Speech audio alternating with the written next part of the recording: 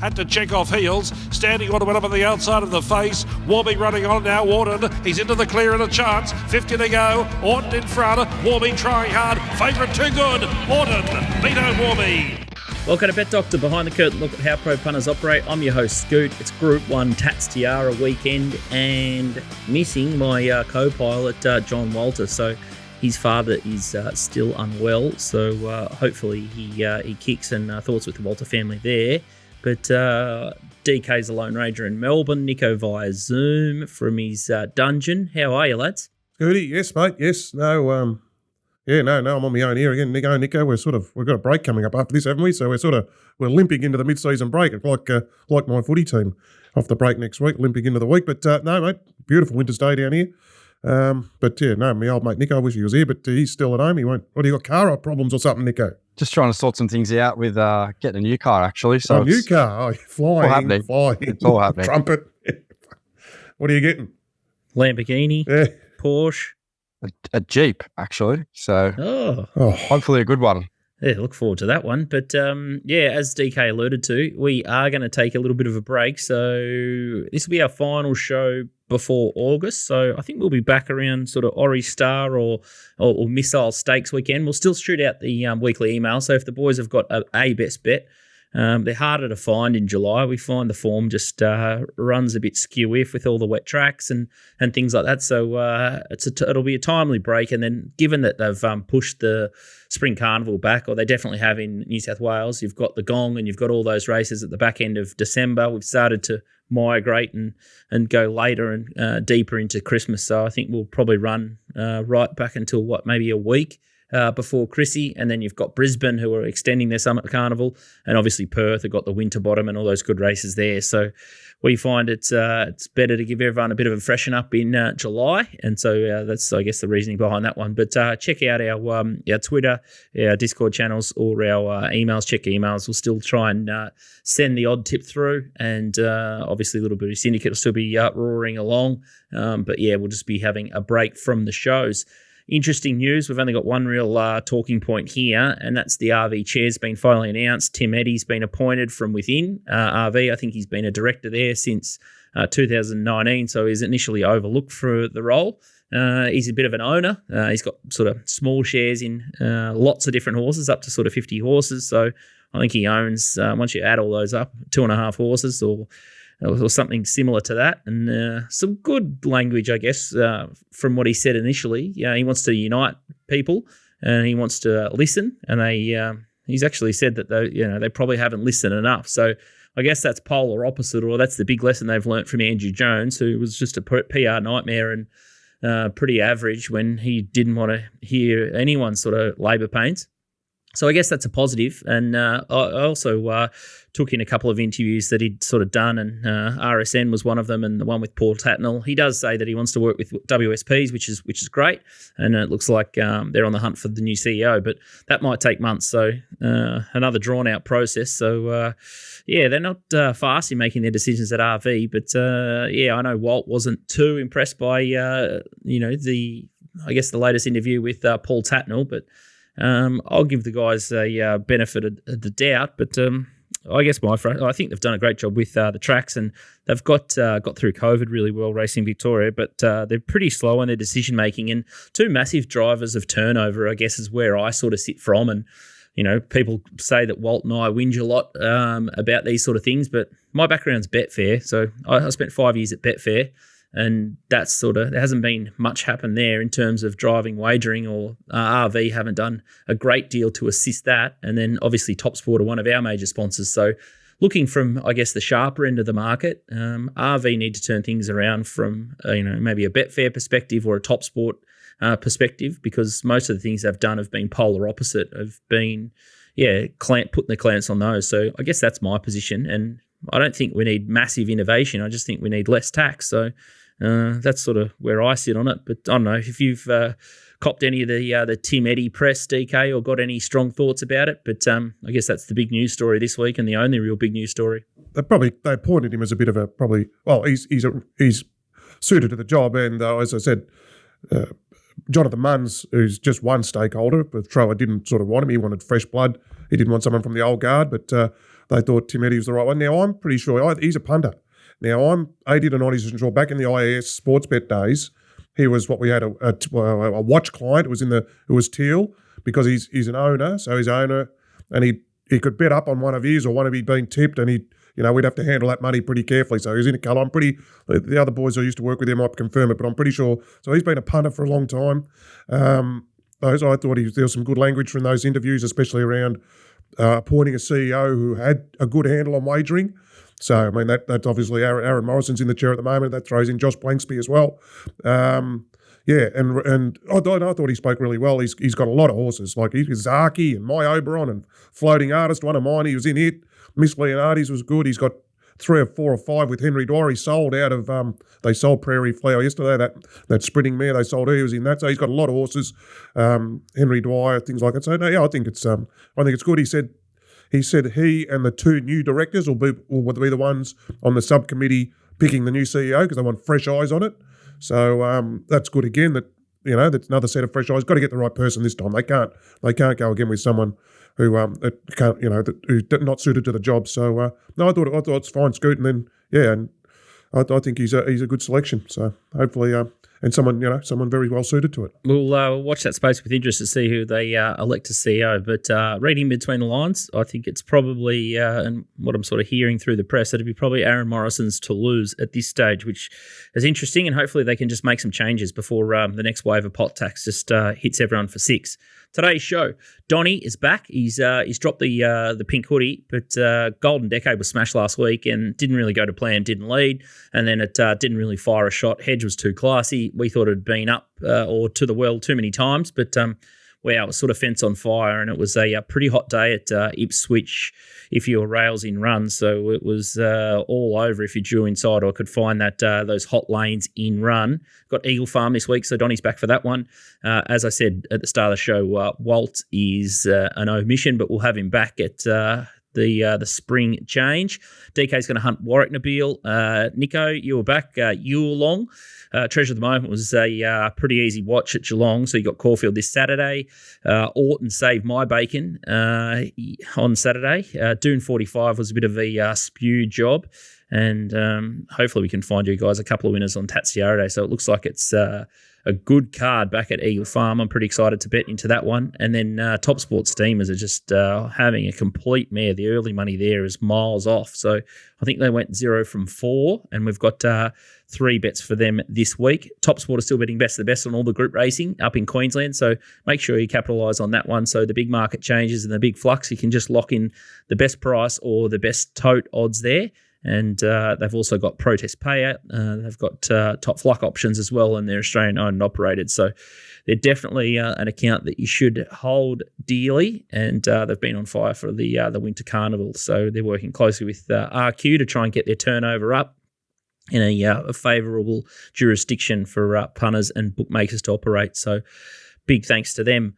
DK, you're going to fill in for Walty's segment. So, no Sydney. So that's a good one. But we've got Warracknabeel on Friday. Warracknabeel instead of North Korea. Yeah, good.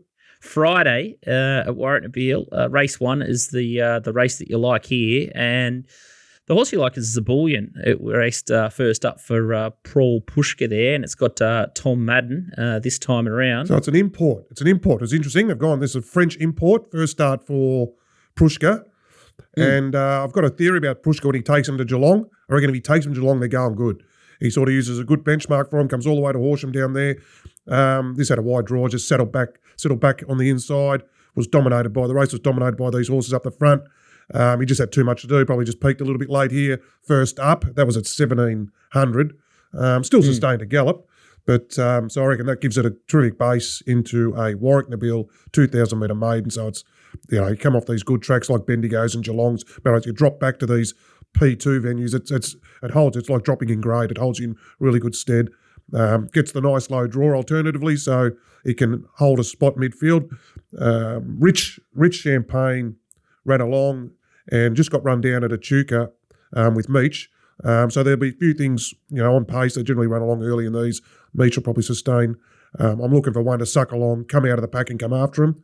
and I thought it'd be Zebulon. Pushka, again, it's another thing I do want to go to Warracknabeel. What's Pushka got good in? Over the years, I've just had so much luck. He's got a terrific strike rate of that track, being pretty local down at Horsham.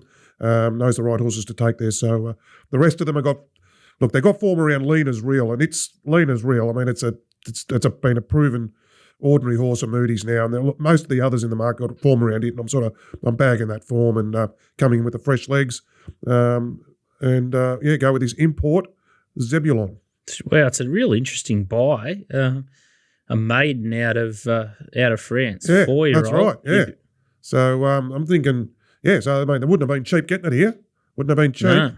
Whatever they price, the cost might have cost much, but sure, the cost to get it here probably was as much as they paid for it. Who knows what they paid for it? But I tried searching for how much they paid for it and see if it went through a sale. I couldn't find it. But so out here landed, it wouldn't have been cheap. So I'd want to be winning a 2,000 metre maiden at Warracknabeel, I would have thought. Nico, you like any of these camels? Any of these ring a bell for you? Oh yeah, definitely. I think I was on RSN the day with Champagne. Nearly won at Echuca, and Lena's Real form, as DK said, that does look a bit steady. I nearly tipped this horse last week, actually. He was in at Geelong and thought it looked a good race for him, and they scratched him. He's been scratched a few times, actually. He was scratched from that Echuca race as well. So that would probably be the only knock, just if they really kept him up to the mark. But I think on this meeting last year, from memory, Torrenzino won this race, I think, and Pruska trained like 3 or 4 winners, and we had a field day on the Little Birdie Syndicate from memory. So he loves Warracknabeel. So if you want to bet up at Warracknabeel, Pruska's definitely a man. Yeah, he's the man. $12 he went off last start, DK. What price? There's no prices there, but what would you be willing to take? Oh, I don't know, 5-2 or something like that, Scoot. I suppose you would hope it wouldn't be too short. Rich Champagne's going to get out, roll along. It was a good second the other day. So sound enough second on paper. I'm sort of, I think that form's a bit steady, but he's second up. There's still a few queries around him. He's no moral, but he'll be sitting midfield on the rail and coming out after him, I would hope. So hopefully it's 350 into 250 or something like that, Scoot. Outstanding. Hopefully they put up $7 and we pull their pants down so we get something on at the good odds. But all right, we'll be Johnny on the spot, hopefully. Barrier 3, so Zebulon. Warracknabeel Friday. Let's hope it goes better than I think last week, Scoot. Yeah, I wasn't going to mention it. Gee, it went awful, didn't it? Well, it got too far back. It just got too far back. They couldn't make ground early in the day there. It pulled up with cardiac arrhythmia. The whole world was just carrying too much weight. But, it wasn't awful. I mean, it got home was charging late, but you can't win from back there. So, never mind. But Liam Howley, Liam Howley's like he's like the gay. The gay, how gay talks everything up. Well, Liam Howley's the male version. Like, he'd win a maiden at Horsham over 1,800, something will fall in by a half head, and he'll get on up there. We've got a big opinion of this. I've got a big opinion of this all along, and everything he's got a big opinion of, and he pays 300,000 and sells. All his poor family and friends he's selling these horses, he's got all a big opinion, and he'd be, just Greek Ural's another one. I wouldn't be falling into him. You ever hear him on the radio? Don't fall into him. I've done it plenty of times. Everything's flying, everything's this and that. Just got to Mick Price and those one who talk him down. Peter Moody, we had that Princess Montecito went on Monday at Pakenham, and it was $1.65 in the early markets. Straight away come out, he poured cold water on. He said, don't fall into that SP. She's on the synthetic first time, up against first starters. She's got a very good chance, but don't fall into that SP. So, the glass half empty guys, more my liking. You got any, Nico, that you like to chime into or avoid the big spook trainers? Probably not. Just on the top of my head, there's definitely a few that can talk them up, as DK said. But it's, I don't know, probably knowing a few of them as well helps. But yeah, definitely those ones that are probably glass up empty.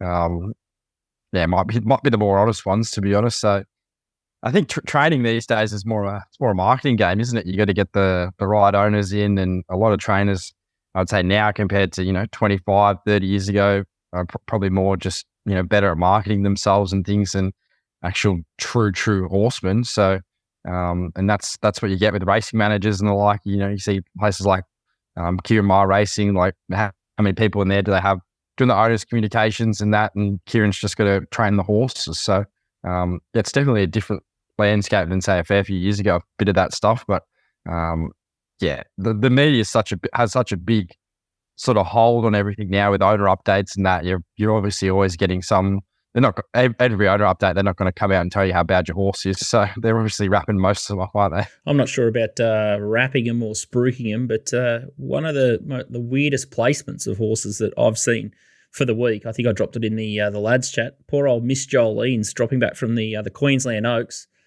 a 3-year-old filly. She's fronting up in the Tatts Tiara over 1,400 against the older mares. So that's a little shout out to Kelly Schweider. So he's obviously seeing something or doing something that few others would even attempt to do. So be big egg on my face if it can salute at $51. But crikey, I think the horse will be ready for a lie down there. Job. But, hey? RSPCA job nearly. That's what we used to call them. Can't get my head around that sort of setup when you got other horses sort of jumping up from, say, 1,200, 1,300 metres.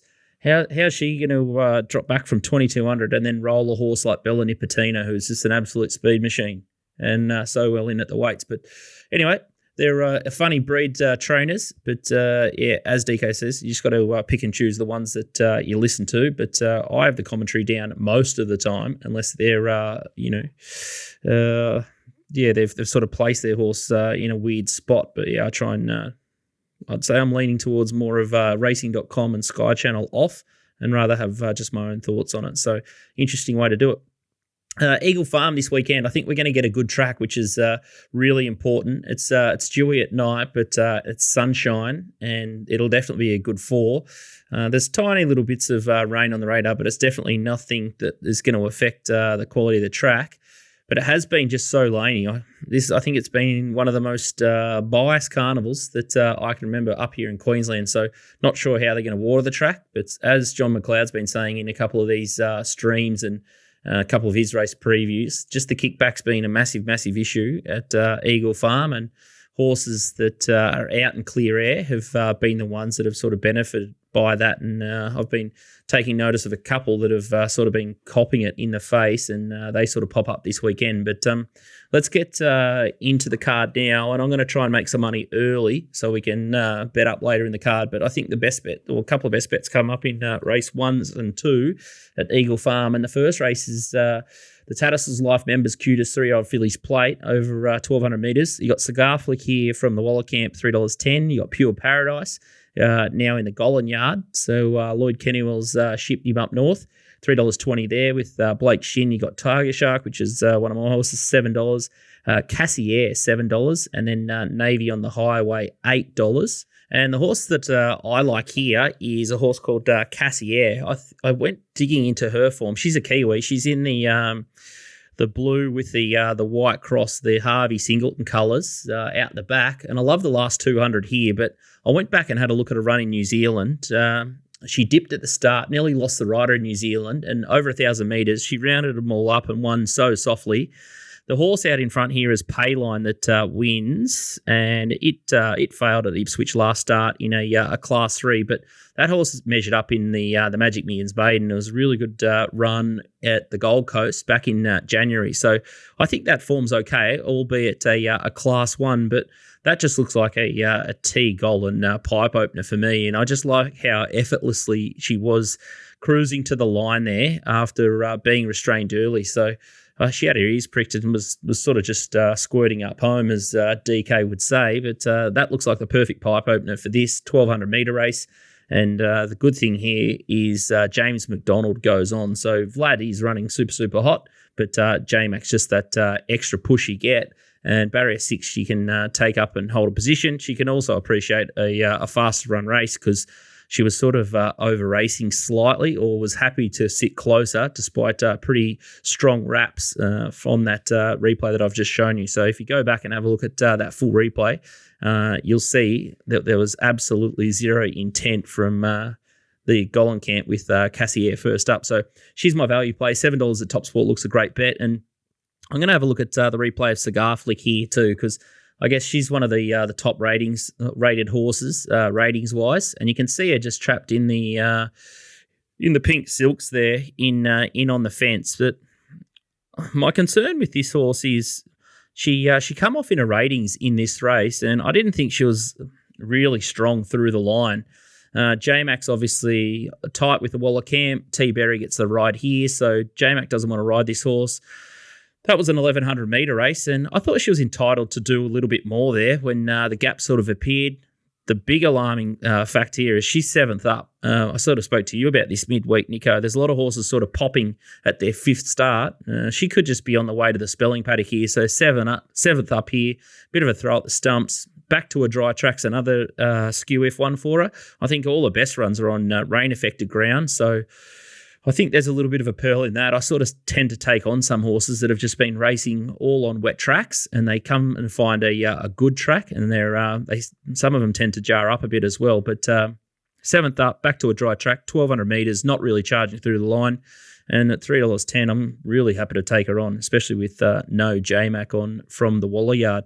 Any thoughts there, Nico? Yeah, she's an interesting horse because she did pretty well raced throughout her career. Like, she started off as an early 2-year-old and looked like she had some ability, and then her recent form, they started off in some group races this campaign, and she's got all the way back down to a 72 where she won on a wet track, but at a big price. So I don't mind taking her on. Like, deep in the campaign, was a bit of a lackluster run last start, and it doesn't look like there's any upside left with her. Like, she's one of those horses where, like, she won on debut, and that's probably one of her better figures for her career. So she's had a few chances since then in better races, but off her recent form, if you were just going to mark her off her last few runs, there's probably not much to suggest there that she's stacks better than these horses. What's the problem with Pure Paradise, Scoot? The one from down here, I see it's up there. Big plus camp there to T Golden, B Shin. It's just super up there at the Magic Millions. I remember in that 1,400 metre race or whatever it was. Yeah, she trialled with Heatchote and it failed. I know trials don't really mean anything, but the Adelaide benchmark 68 was probably no better than the Class 1 that we saw Cassier go in, like that Arapuni Princess form. I think she's just sort of steady. Like, yeah, she brings the Magic Millions Guineas form as well, behind a bounding and things like that. But again, super well found in the market. Barrier 9, where's it going to get to? Understand that Gollan can improve them, but it'll be sitting midfield alongside us. I just don't think the market's missed it from a price point. It'll be strong late. It'll run the 1,200 out, no worries. God, and I think that Cassier will be super strong late as well. I just love the size of her. I think the 1,000 metre win at Matamata or wherever it was over in New Zealand, she's just got the physique to eat this 1,200 metres up, and the extra 100 metres will be right up her alley. But yeah, I'd probably lean that way if I had to cover up, or if I had to side with a favourite. I'd definitely be laying Cigar Flick, and I think Pure Paradise is definitely more rightly priced as a genuine favourite. Tiger Shark's off a bit of forgive. Had a bit of an issue last start, and probably the only other danger in the race would be Navy on the highway. But I'm just sort of chancing my arm that this horse Cassier's got more upside. But the Sunshine Coast Doom in Class 1 form is okay, but I thought this one was the horse on the up, and sort of just stamped with the J-Mac booking. They could have stuck with Vlad Jurek, but they want the big rider on here. So I can see this horse starting maybe $4 instead of $7 if the big boys get a hold of it and they can sort of see what I see. But I think she's got a genuine motor, Cassier, because that looked like a complete barra trial first up for mine. Race 2 at Eagle Farm is the next one I'm going to have a look at. It's the Impressive Print Tattersall Stakes over 1,400 metres. It's a 2-year-old race. Some interesting form here. Depth of Character's been the favourite at TopSport, $2.40. Heinous comes from the same race, $3.40. Steel Strike up from Sydney, $4.80. Mistrustful, $7.50. Run Lucy Run, $19. Simply Fun, $21. Territory Ash at $26. And then Juliet at $26. Horse we're going to have a look at here. I think they found the right favourite here, and I think it's close to best bet of the day, this Depth of Character, and it's in the red with the yellow sleeves. And what you missed 200 metres back earlier was this horse on the inside. Had a couple of horses fall in its lap. It's had kickback all in its face, and it just keeps mustering along the inside here. And I think it gets to within about 2 lengths in the finish. And the entire replay is something to see, because nothing went right for it. And then you've got a horse like Heinous from the Jason Warren yard. It had sort of clear passage and it had an unimpeded run, and it's only just finishing alongside it. So this Depth of Character, I do note it was a horse that Walt backed in his Stradbroke Day stream. I think it was like $14 or $21. And the start before at Canterbury was an absolute ball terror. So this horse has got a heap of ability. Not sure with the market. The market could go two ways here.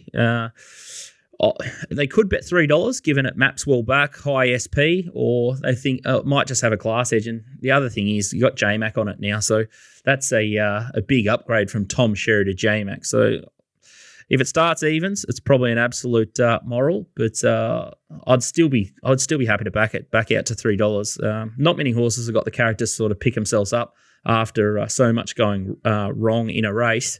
The danger here is Steel Strike from the Gay Waterhouse yard. He's a sort of a front-running type. They wanted him to sort of switch off and relax at his previous start, but they're happy to sort of push him forward here. And I just like the way he sort of toughs it out. It was a heavy track, so he started on a soft 6. This is a heavy 8, and he just out toughs them. And I think 1400 won't be any big issue here. Just when the sprint got on here, he was sort of a little bit flat-footed, but I sort of like the way he moved through the line. And the second horse there, Sacred Fort, it's no slouch, and some of those form lines sort of stack up here. So I think it's a race that the market's got pretty right, but I think Depth of Character was one of the most eye-catching performances that I saw on Stradbroke Day, and he went straight into a black book. So a little bit disappointed he's come up super short favourite, but I don't think this is a race that's full of stars. There's not much in this for mine. I'm not sure if any of these horses resonate with you, Nico, but yeah, I'm happy to stamp him as one of the best bets of the day. Depth of Character, Eagle Farm Race 2. They do, because I had a good look at the Oxlade Stakes, and he was probably the runner in that race that had a bit of X factor. Like the debut win at Canterbury was huge, come home some big closing sectionals, and then last start just kept coming to the line. J-Mac on, we saw the last Eagle Farm meeting when J-Mac went on a few, they just improved, like Yellow Brick. He's just got a bit on a few of the riders up there, so definitely looked a few ticks there. And just looking back through Steel Strike's breeding out of Pittsburgh Fly, you've been in racing a while, when you remember a lot of the 2-year-olds I'm seeing, I remember their dams at the moment. I feel like DK, so we're getting on a bit in age here, because she was a good horse, Pittsburgh Fly, but I'd be assuming this is one of her first foals, so interested to see that stepping up to 1400, probably a tick for that horse. But yeah, I think depth of character's got a bit of upside for sure. That's the other thing, and that's another horse. I keep saying it again, but there's a lot of these Sydney horses, heavy back to dry, could be a really scary circumstance for a horse like that, and just happy to have a horse that's sort of up and going and been in Queensland and sort of proven itself on that good 4 track. Let's have a look at the Group 1 Tatts Tiara, race number 8, and no surprises who's come up favourite here at TopSport. Bella Nipotina, $2.70, despite barrier 17, which could be its undoing. Same Ajik is $6.50, retains J-Mac. Curvolante is $10, Samana $11, Rollin' High $11, Opal Ridge $13, Coco Jumbo $15, Roots is $16, and you got Bubble Rock $20, Comrade Rosa $31, $34, Vienna Princess, and Lekvate.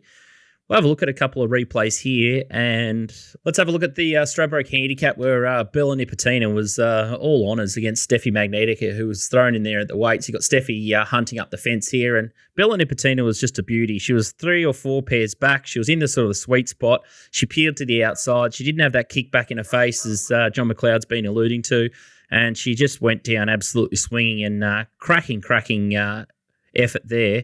Samana had a big weight swing on her here, so even though she was back in the ruck and getting all that kickback, I can't see a horse like Samana personally turning the tables. She'll be buried somewhere in the ruck and a long way back from barrier 6.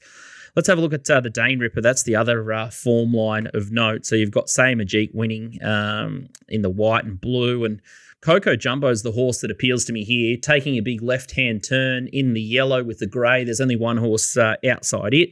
You got Curvolante there.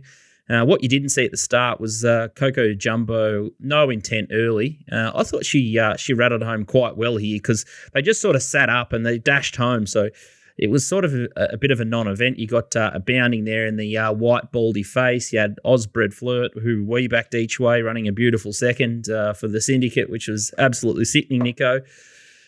A couple of these need to spike heavily off that sort of rating, but I don't think that race was a real genuine contest. So I wouldn't be surprised if the danger or the winner comes from that. I thought Coco Jumbo was the best of them at $15.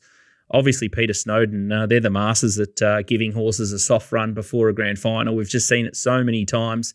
especially with the Golden Rose and these Group 1 grand finals. They are an absolute grand final day trainer. So I expect Coco Jumbo to run a big race at $15. And the other horse I like here, if he can forgive one run, which was last time in Adelaide, is Roots. And this is Roots in the Star Kingdom behind Bandy's Boy, Malkovich and Shinzu, but you can sort of see her in the blue with the yellow, and you got you can just see her just absolutely hunting along the fence and savaging the line in that 1,200 metre race. And if she can bounce back to her sort of best form, she's a bomb fresh horse or a bomb horse off a break, and some of her races off sort of over those 1,400 metre races has been pretty dynamic. So she only got beaten 1.2 in an Alan Brown. Horses like Cepheus and Cathel and Attractable and those sort of things. So I thought she could measure up at the $21 or $20 quote. I noticed at TopSport she's gone, 20 into $16. So yeah, playing around Bella Nipotina, especially with Craig Williams. He must be over in the Ukraine, DK, because Ryan Maloney is a bit of a downgrade, especially barrier 17. That scares the life out of me, DK. He was like, Craig's gone to, booked in his humanitarian work. He's taken some packages over again like he does, the great human being he is. Craig Williams, I think Jamie Carr, she's in Bali. She was next pick. She's in Bali with Malum. Nash was next. He's suspended. So, they found the pug. What are your thoughts, Nico? I see barrier 17, Ryan Maloney, I think Snag taken out of the race. Danger Will Robinson, to quote the great John Walter. I lose my chubby for Bella Nipotina at that price with that jockey combo and the tactics. What is Willow going to do? He's going to call via Starlink. He's going to get the bat phone to Maloney. He'll just fool him. He might talk him to death. Yeah, well, the punters would be hoping so. So, if she had a drawn 6, I think everyone would probably declare her. But from 17, the ratings edge she has on her rivals is as big as you'll see here in a Group 1. Like, she rates so far superior to a few of them, but she's coming towards the end of a long campaign, the wide draw. She's going to have to do it the hard way, but that's been her whole career, Bella Nipotina. There's never really been anything handed to her. She's always raced at the top level, and she's pretty much just thrown in here at weight for age, considering the class edge she has. So maybe you're looking for, I thought I was probably with Scoot. I was probably looking for something out of the other lead up, the same as Jeeg race, which was dominated on speed. Maybe one of those horses could get home late. Coco Jumbo looked one of them that could. Probably Vienna Princess, maybe another one that could improve at $31. Roll on High was okay in the Stradbroke and might get a better run here, but she's not one of mine. I've never really found it, to be honest, but she looks well in here. Like, she seems hard to go past, and that probably just makes it a non-betting race for me. Roots' best is probably good enough, but she can mix her form a little bit. But I'd have to tip Bella Nipotina, but I probably couldn't back her just from the draw at the price. Just a little bit scary for mine. Could probably find better bets at Warracknabeel was how I'd look at it. It's going to be a fascinating market there, and just to see what the big boys do. Because if they get a hold of it and the wide draws are in play, she may even shorten from the 270 quote given that ratings edge. So they do have to come to the end of their prep, and I said it earlier. Horses that are fifth up, I've been seeing lots of horses pop of late, so maybe one run too many Bella Nipotina, but I'll definitely be betting on Coco Jumbo and also Roots, so they're the two roughies that I'm going to play. Vienna Princess, definitely a roughie that I like, especially with Comrade Rosa, but yeah, they have to improve significantly, and they're going to give a few of these horses a massive, massive head start to knock them over. Racing Queensland's website is a punter's best friend. Some great race replays, Steward Vision, sectional data, and the stride length. The best thing I like about it is when you do a replay, they've got the steward's comments right beside the horse's name. So you go to the replay, you can have a look at the steward's comments, and it's just so neat and clean and so fast. So everything with your form is trying to get faster and quicker. And Racing Queensland have done a great job with their website. So make sure you head to racingqueensland.com.au for your tape watching, and you've got those steward comments nice and handy so you can look at those. I've got a good thing up there, Scoot. You missed the other good thing. What about my horse? What's that? Race 5. My mare. She'll win, won't she? Princess Rahanes, or whatever her name is, Rahanes. Did you have a look at that? She big win the other day and just suited stepping up in trip, drawn 1B shin. Yeah, that'll be winning. Princess Rahadi's. Yeah, Well, that's a file and all that. I think Donnie's keen on Deny Knowledge in that one. Oh, Deny Knowledge, yeah, that'll just set the tempo out in the front. Lovely. Yeah, set the tempo, but not sure. I haven't sort of got that far, but I guess 2,400 could be upper alley. Oh, the step up in trip. She's all got very good form once she gets over the trip. She just hasn't been up there recent times, but no, stepped up beautifully. This is a big win, wide run the other day. Now it draws low. Yeah, I don't know. Yeah, bit scary mares at 2,400 metres, but looks like a cracking card. There'll be plenty of interest around sort of Knight's Choice, who looks like he's peaking and probably back to his best. I know he's under a bit of an injury cloud. 2,100, not 2,400. Yeah, looking at the Tatts Cup there as well, but yeah, it'd be interesting to see how the pattern sort of eventuates at Eagle Farm. But should be great racing, so make sure you check it out and support it. Caulfield, Nico, bit of a weather watch in Melbourne. Looks like there's sunny skies, but Saturday just spikes as a bit of a 5 to 8 mil. So I'm not sure what you're expecting there, but Melbourne's been a little bit disappointing rain-wise. There's been plenty of forecast, but just never hits. Yeah, but Caulfield is a track when it gets rain, it can open the track up a fair bit. So I'm sort of predicting they get something, and you can definitely look for some horses that are better suited on soft ground than, say, good. So I think with that and the rail out 12, it does make the meeting a little bit tricky, but I've sort of looked at a few horses that I don't think it'll matter either way. So, yeah, I think any conditions, I'm still happy to back the two horses that I found. All right, let's have a look at Caulfield Race 7, and it's the IV handicap over 1440 metres. Miss Rubini is the favourite here, $3.50. Electrona, $4.60. Valois, $6.50. Gallant Prince, $7. Flying Fizz, $11. Glenfinnian, $11. Namesake, $14. And Rip Raw, $14. Replay we're going to have a look at here is Miss Rubini. Tell us why you like it. Yeah, it was smashed to the betting this day. I think it was 460 into 320 late and just was unlimited for it. And then it came out and did this, and you can see why. Just love how she sort of chimes in here. Probably this last 200 metres, really. She really just dashes away from her rivals. Quickest for the two, second fastest to the post. In a fast run race, and her closing sectionals relative to the day are still quite strong given how fast they went early. So she's done it at both ends. She's very soft on the line.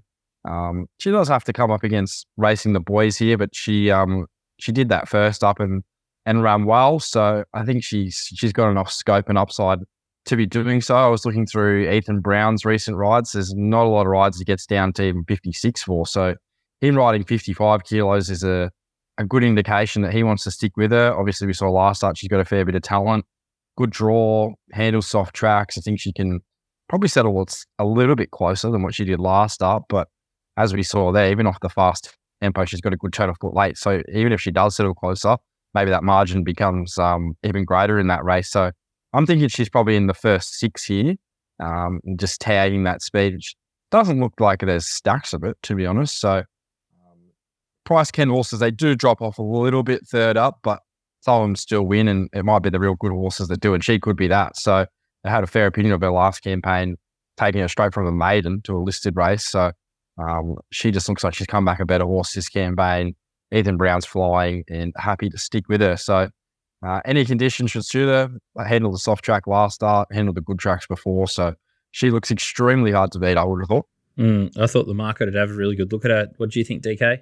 Yeah, no, she was impressive the other day, and the market smashed her to get the job done from the wide draw, and she got it done, and second up, third up, low draw, up in trip. She's got to prove herself at 1,400. The last one at 1,400 was obviously her last run of that first prep, so she might have had enough. And she was backed that day in that race. She was 16 into 9 or something like that. So, two runs of the 1,200. She can be a little bit grubby out of the gates. So she's got to begin better, but her manners will keep improving.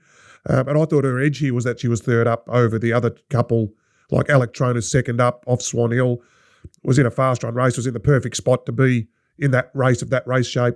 It's up in trip off a fast run race, second up. Valois, or whatever it's called, second up off sitting in the box seat there the other day and hitting the front. Slow last section, first up, it'll be fitter. But I thought her edge here is actually she's third up at the 1,400, and she's had the 2 runs under the belt. So, yeah, no, she's the one I couldn't really see past her either. and Ethan Brown travelling nicely with some of the big boys away. Caulfield race 8 is Nico's next best. It's the Jockey Watch handicap over 1,000 metres. Fleetwood's a favourite at TopSport. 3 into 260. La Parain is $4.60. Get Along $6.50. $10 for Amigo. Formoso is $11. Celestial Storm $17. Title Fighter $17. Soju $19 and $21 or better about the rest. Let's have a look at the replay of Fleetwood last start beating the Black Cloud. Comeback goal to this preparation. This horse, he's unbeaten. This was a good win. He probably looked a bit under siege here, and I thought, no, maybe they're going to catch him, a few of these horses, but loved the way he put them away again. The last 200 metres, beat the Black Cloud, who's won since at Flemington. Wave Rider Boy, she's flying down the outside there. She runs early in the day, so get another look at that form line. I just loved how strong he was late. He did the same thing first up at Warwick Farm. Was really strong to the line. And his sexuals relative to the race aren't that strong. So I think he may even be able to, potentially on a drier surface, if he sees that on Saturday, maybe he can even be a bit more dynamic. But his 1,100 back to the 1,000 there, really strong late at the end of the 1,000. I think the 1,100 is going to be his going life. So I doubt he'll be weak late at the end of the 1,000. He probably doesn't get the control of this race as he did that. But I don't think that really matters given how he's come back this campaign. A few horses in front of him are probably going to fall over, and that if it's a fast run race, it might just play into his hands a bit more because he might have a bit more talent than a few of the other horses. So looking at sort of the punting form numbers that he produced last start, like last 600, 11 lengths above, overall figure of 12 lengths above.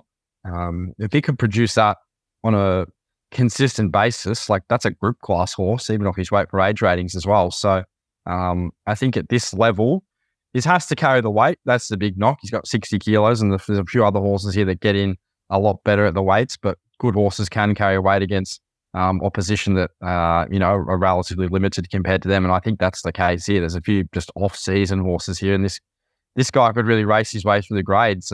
Since that gelding operation, there's been no stopping him in this campaign, and I think he's just come back a much better horse. So D Lane's the right man for the job. Should just get a soft run. He's been strong way at the end of 1,000 last start. Should be the same here.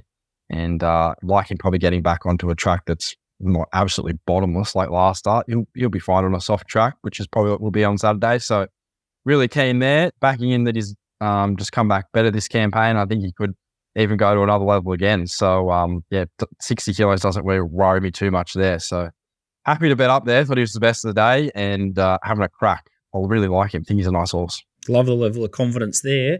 I look at these races and absolutely wet my pants. So happy to just follow Nico in blindly. Anything that catches your eye here, DK, or 1,000 metres? Yeah, well, 1,000 metres. Loses your chubby. Yeah, 1,000 metres. I was going to say that I had that. My only concern about the Black Cloud last week was I had to lump the sort of 59. And as Nico said, the good horse, they can get the job done. When I had a look at Fleetwood, obviously he's from up north. I don't know him that well, but he's looked impressive. I thought with a fast run race, I had a look at Amigo. Like Amigo had that big win at Sandown over 1,000 metres last prep, and then ran behind Brave Mead, King Colorado, Stapati in that stakes race. He'll be straight. The fast run 1,000 will suit him. He'll be strong late. So, a typical Moody, no guide at all off the trials. Like, I've just given up on the Moody trial. It's like there's just absolute zero guide. But that's what I thought as well. I thought, gee, Amigo's. He ran in the Manfred last campaign, ended up in the CSAs, 2 good wins at 1,000. He's in pretty well at the weights, really 54.5 for a horse that's probably been tested in the highest grade here. And then the jump out was like he was a hurdler, like couldn't keep up. But this happens all the time, Moody. He loves it. I can't work it out. Because they don't correlate race day. We learned our lesson. We did. Well, I wish I win. Dropped out like a draft horse and then just gets beat in an Everest. So just watch where he places them, I suppose. They've got to have a good handle on this horse. It's in its 3rd or 4th prep, so I think it sets up to run well. But hard to look around that good form of the Godolphin horse. Nico Stamps is his best bet of the program. So like both of those, so race 7, Miss Rumbini, and then butter up for race 8 with Fleetwood. So hopefully that Black Cloud form should stick solid. Let's have a quick look at Donny's best. Golden Decade was a massive go, 5 into 3.7. He didn't get the chocolates, but this week he's hunting Eagle Farm, race 5. Best bet for this weekend is race 5. Number 1, Deny Knowledge. It's had a stable change since its last start, where it was a bit wide and had to overwork early. Gets full control of this race. Tim Clark jumps on board. It'll control, it's at its right distance. We'll give a massive kick on straightening, and I think it can hold them off. Race 5, number 1, Deny Knowledge. Donny Daycare there. So Eagle Farm, race 5, number 1, Deny Knowledge, taking on Princess Rainey's for DK's horse. So bit of a Jekyll and Hyde horse, this one, isn't it? Can just take off. Yeah. And balls of That's a steel. good ride. I think that's the key to her. Right rider, T. Clark, though. Definitely. Right on the front runner for sure. I'm not sure if he's ridden the horse before, but he'd be as good as any that's ever sat on her back. So now or never for Deny Knowledge. I think I might have backed it once, so I might steam into that one. Speaking of steam, TopSport Steam, it's all Eagle Farm this week, and it's Eagle Farm race 7, number 5. I Know a Star is the first bet here, $8.50 at $3.40. Again, Tim Clark show. It's $3.50 into $3.20 at TopSport, and it's against horses like Watergoes, Charterhouse, Coty, New Mandate, Cepheus, Mascarana, Jimi Hendrix, Eaglemont. Well, there's a few of these horses that can sort of mix their form. Charterhouse sort of appealed to me at $7.50. New Mandate piques my interest as well, and then maybe Cepheus could be a big improver from the Stradbroke, but. Yeah, not sure if you've had a good look at the Tatts Mile, Nico. Yeah, I did it because I thought we might preview on the show, and I sort of kept coming back to I Know a Star. My original thought was to be against him, but it just didn't look anything that's really sort of working towards a win. A lot of them were just sort of going up and down the one spot last time, sort of battling, and he's in maybe career best form, that horse, and should just control the race again. So I can see why punters would gravitate towards him on Saturday, given he's a map positive horse, fit, T. Clark, and there just doesn't look a whole lot of dangers there. So could just be a bit of a birthday for him potentially on Saturday. Yeah, I don't know if I'd side with Watergoes on the 7-day backup either. Cody's definitely, or Cotty is definitely flying, but yeah, probably a race that I need to dig deeper into, but potentially forgive Charterhouse, I'd say, at the price. Next bet here is race 8, number 2, and it's Samana, $200 at $12. Already covered the Tatts Tiara, but potentially the kickback. But as Nico alluded to, Bella Nipotina at the weights probably has her measure, given she couldn't overhaul or get anywhere near her in the Stradbroke last start. The next one is race number 9, and it's race 9, number 14, I Own a Merc. This is Carly Electric's horse. I couldn't talk anyone out of this bet. Maybe improve back to the dry. I know that All That Pizzazz is absolutely flying. Not sure I want to be with Tashi. I thought Gennady was pretty good in the Dane Ripper. I thought B Shinon could be the roughie there. It's been $16 into $13, but not a race that I've got a massive handle on. Probably King Kappa's the other one that could be just an absolute setup job for T Golan, but not sure if he's got the class of those. So I might be having small bets on Gennady and King Kappa. Nico? Yeah, I liked Dynamurk. I thought getting back to the dry track, I thought his wheel spun a bit last start in the heavy ground when he couldn't catch Nemeth out in front. So he probably has to win another race. That's the knock. It's been a while since he's got his head in front, but he does look well suited down the weights. And just from that draw, he just might be able to get a nice stuck run in behind them and just out tough a few of his rivals back onto a dry surface, third up. All That Pizzazz, Tick getting J-Mac. He's going well, but was well beaten last start. Prince of Boom's best is definitely good enough. I thought if there's a real roughie, you might want a bit further, but Deep War was okay first up and could be a big improver second up. But yeah, I'm back at Merc. I think it looks a good race for him. And there's just down the weights, off back onto the dry track. He just really could run a peak there on Saturday. D. Thornton. He can get the job done when required. So Merc 500 at 650 TopSport Steamer. So they'll be hoping to hit the board pre-winter break. But that's a wrap from me. Nico, good luck in the footy. You'll be kicking sausage rolls, just playing a bit more footy. What's going to happen in spring? Are we going to see you back on track? When's footy season finish? I think we've got about 5 or 6 weeks left, I think, or maybe 5. I'm not too sure. So, I haven't really worked it all out yet. So main focus this week is kicking a few goals, hopefully, against a team that last time we played them, they didn't even kick a goal. So I think we've only won 2 games for the year, and We flogged them, so they must be going pretty bad. So could be a bit of a day out, hopefully on Saturday. Outstanding stuff. DK, what are you going? Super coach for the next couple of weeks? Yeah, no, we've got a month of home and away left, but now it's Isaac's 50th on Sunday. It's a big day. Organised the banner and everything for him to run through with one of his mates. So, big day for Isaac in the morning, and then he'll be straight to a swimming meet in the afternoon. See how he goes. Back up after footy. I don't know how it goes. He's got to try and knock out a couple more state times in his swimming Sunday afternoon. It's a big day. Just a quick one here, Scoots. Just come through. I didn't know seen it. I was just flicking through. This for the back to Tim Eddy and the taxation stuff. The Straits just put out the ACT annual revenue from point of consumption tax has gone backwards despite the tax rate rising to 25% in July 2023. So what about that? ACT's POC tax backfires as revenue plummets. So you just can't keep taxing, I tell you.